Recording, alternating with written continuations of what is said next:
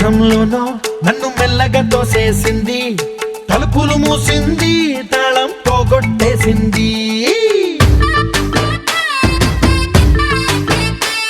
ఆ మబ్బుల అంచుల దాకా నా మనసుని మోసేసింది, చప్పుడు లేకుండా నిచ్చెన పక్కకు లాగింది.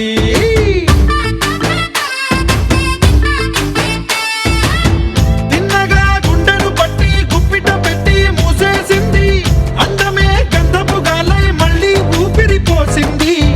తీయని ముచ్చటలెన్నో ఆలోచనలో అచ్చేసింది, ప్రేమనే కళ్ళట్టాలు చూపులకే తగిలించింది.